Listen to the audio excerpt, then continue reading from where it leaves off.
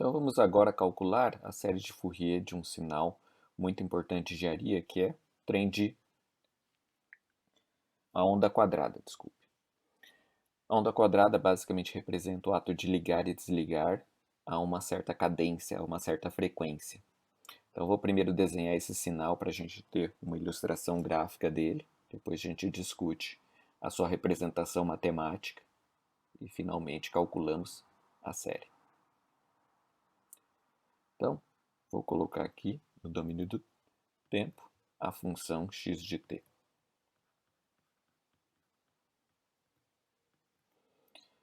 Vou utilizar funções rects para representá-lo.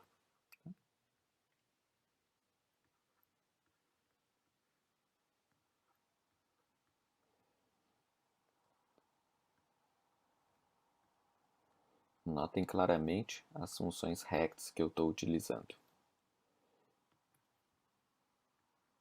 Aqui eu tenho t0, só para ilustrar um termo. Então, essa função, onda quadrada, tem duração t0 e vamos utilizar um duty cycle de 50%. Então, vamos colocar aqui onda quadrada com duty cycle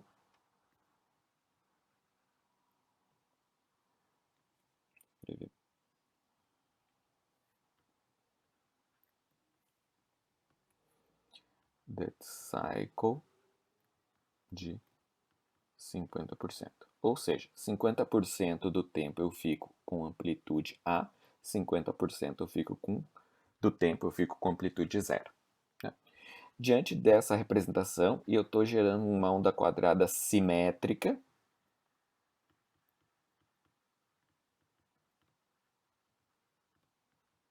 simétrica em relação à origem. Isso implica que esse instante é o menos t0 sobre 4 e esse instante é o instante t0 sobre 4. Bom, então, como eu prometi, vamos escrever isso em função de rect. X de t igual. Antes de mais nada, vamos só lembrar que a função rect menos meio até mais meio, amplitude 1. Essa aqui é a nossa função rect de t. Enquanto aqui eu tenho no rect de t uma duração 1, aqui nessa onda quadrada eu tenho uma duração t0 sobre 2. Então tem que fazer uma alteração tanto na horizontal quanto na vertical. Então x de t vai ser a que multiplica rect de 2t sobre ta, ou seja, dividir t por ta sobre 2. E tudo isso sofre convolução com delta de t0 de t. Trem de impulso. Então, a cada t0 eu tenho um impulso. Como eu estou fazendo convolução dessa função, eu estou somando vários rects que não se sobrepõem, gerando a onda quadrada. Tá? A não sobreposição é porque o rect tem uma duração inferior a t0. Então, vamos calcular a série de Fourier, que é o nosso intuito. Então, série de Fourier, que eu quero calcular com frequência de cálculo igual à frequência do sinal, 2π sobre t0. E período de cálculo igual ao período do sinal. Então, continuando aqui. 1 sobre período de cálculo, integral num período de cálculo do sinal, e na menos jk, ômega de cálculo, t dt, fazendo as devidas substituições. 1 sobre t0, integral. Aqui eu vou fazer integral numa duração t0. Então, eu vou fazer de t0 sobre 2 negativo até t0 sobre 2 positivo. Notem que essa escolha é arbitrária. Eu podia fazer a integração, vou marcar em verde, desse instante até esse instante. Poderia fazer desse instante até esse instante, como eu estou fazendo. Poderia fazer de 0 até t0. Quem eu vou escolher? Que intervalo eu vou escolher? O intervalo que me facilite a minha integração. Se eu escolher este intervalo, eu, claro, reduziria a integral a este domínio, esse intervalo não nulo da função rect. Igualmente dessa maneira. Se eu fizesse direto de 0 até t0, eu teria que fazer uma integral envolvendo esta parcela mais uma integral envolvendo essa parcela. Então, veja, eu vou procurar visualizar intervalos cuja integração é mais simples, para não ficar gastando tempo. Então, rect 2t sobre t0 e na menos jk ômega 0t dt. Bom, o rect só tem algo útil de menos t0 sobre 4 a mais t0 sobre 4. Então, isso simplifica a integração, porque eu vou fazê-la de menos t0 sobre 4 até mais t0 sobre 4. E nesse intervalo eu tenho amplitude A do sinal, como a gente já viu aqui em cima, multiplicado por E na menos jk ômega 0 t dt. O resultado agora é álgebra e cálculo. E na menos jk ômega 0 t dividido por menos jk ômega 0. T igual a menos t0 dividido por 4, até t igual a mais t0 dividido por 4. E, finalmente, o resultado que eu vou encontrar será A sobre, vejam, t0 que multiplica ômega 0, 2π, então eu fico com menos j, 2π que multiplica k, tudo isso multiplicando e na menos jk, note novamente, ômega 0 vezes t0 dá 2π dividido por 4π sobre 2, menos e na mais jk, π sobre 2. Ok? E só para facilitar um pouco mais, esse sinal negativo inverte esses dois termos. Então, eu vou ter A sobre J2π que multiplica K, que multiplica E na menos J, K, π dividido por 2, positivo, menos E na menos J, K, π dividido por 2. Bom, essa é a série. O que eu percebo aqui é que aparenta ser complexo. Tenho raiz de menos 1, vários termos no numerador e denominador. Há uma propriedade que a gente vai verificar posteriormente, que é o seguinte, e é o motivo que eu utilizei uma onda simétrica em relação à origem, uma onda par. Se x de t é par, ou simetria par em alguns livros, isso implica que a série, o outro domínio, então veja, se um domínio é par, o outro domínio vai gerar uma expressão puramente real. Não está aparecendo aqui esse valor real que eu coloco aqui. Eu vou colocar outra expressão, não é desse caso, mas só para a gente ter. Se for ímpar, x de k é puramente imaginário.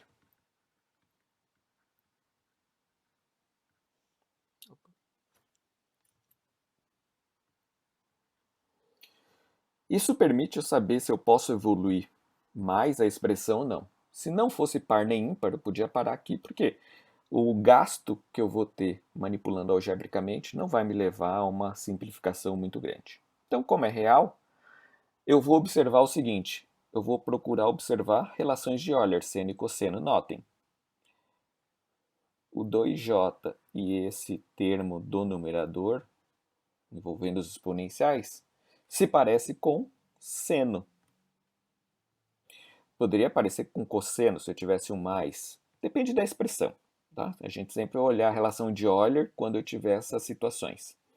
Então, o resultado, x de k, vai ser A, vou colocar um pouco diferente, A que multiplica seno de K π dividido por 2, dividido por K π. E essa expressão, naturalmente, é puramente real. Eu poderia parar aqui, eu vou avançar um pouco por conta de resultados que a gente encontra no livro, em livros. Vou colocar aqui, ó. Mas nós já vimos a função chamada sinc de A, que é definida por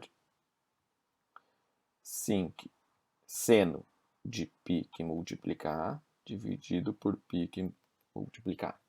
Note, se eu considerar o π e esse termo k sobre 2 o meu A, eu preciso ter o equivalente no denominador. Se eu multiplicar e dividir por 2 não altera o resultado, isso implica que a série de Fourier passa a ser A sobre 2, que multiplica sinc de K sobre 2, que é puramente real, como a gente já mencionou. Sujeito a frequência de cálculo igual ômega A, que é 2π sobre T0. Então, essa aqui é a nossa referência para os Ks. Ks indicando que o nosso fasor está associado ao caésimo harmônico, caésimo múltiplo da frequência de cálculo. Ok? Diferente do resultado que a gente teve para cossenos, aqui eu percebo que eu tenho uma infinidade de ANs e BNs, x de k, ou infinidade de fasores, certo? Então, eu tenho fasor por nível DC, se eu substituir k igual a zero, eu vou ter A sobre 2, que é o nível DC, que é o valor médio desse sinal. Então, vamos reforçar aqui, ó. X de 0 vai ser A sobre 2 sinc de 0, que é A sobre 2, que é exatamente o nível DC, valor médio de x de t, certo? A gente encontra esse componente, esse fasor associado à frequência zero. Eu posso encontrar também o fasor associado à frequência ômega zero, primeiro harmônico de ômega zero, x de 2, segundo harmônico de ômega zero, e assim sucessivamente, para Ks positivos e negativos. Vou colocar aqui só para reforçar, para todo K pertencente ao conjunto dos números inteiros.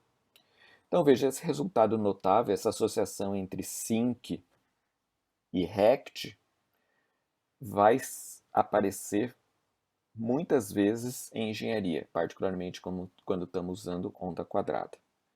E eu vou deixar aqui um exercício para a gente trabalhar posteriormente. Tá? Tentem calcular usando cálculo, como a gente fez aqui. Veja, usei princípios de cálculo. Então, vou deixar aqui exercícios. Eu quero que calcule x de k, escolhendo ômega de cálculo. Sempre, ou eu vou fornecer ômega de cálculo, ou você vai procurar o que é mais adequado para o seu cálculo, e às vezes até para o problema.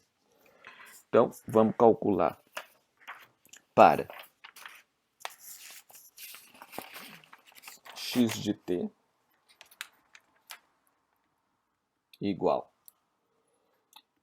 a que multiplica função tri de t, só que 2t sobre t0, convolução delta de t0 de t, Vou desenhar graficamente o que a gente espera dessa curva.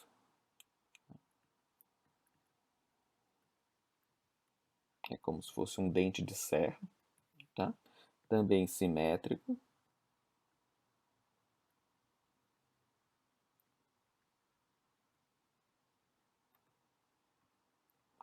Duração T0. Altura A. E o resultado que você vai encontrar, já vou deixar aqui pronto, dá um certo trabalho, tá? Particularmente na integral, mas é simplesmente resolver uma integral de t e na t, como um dos passos mais trabalhosos. E a gente vai encontrar a sobre 2 sinc ao quadrado de k sobre 2. Notem a similaridade, tá? Essa similaridade desse resultado com o anterior tem a ver com uma propriedade que envolve que eu posso construir esses tris de 2t sobre t0 a partir de rects de 2t sobre t0 por convolução. Depois olhem quando a gente demonstrou convolução, que eu fiz uma convolução entre dois rectos gerando um tri. E aqui eu quero que vocês calculem para um outro sinal parecido com a onda quadrada, só que eu vou colocar um atraso nessa onda quadrada. Então, eu vou ter A que multiplica rect de 2 vezes t menos t0 sobre 4, dividido por t0, convolução delta de t0. O resultado, então, igualmente, vou desenhar aqui a figura.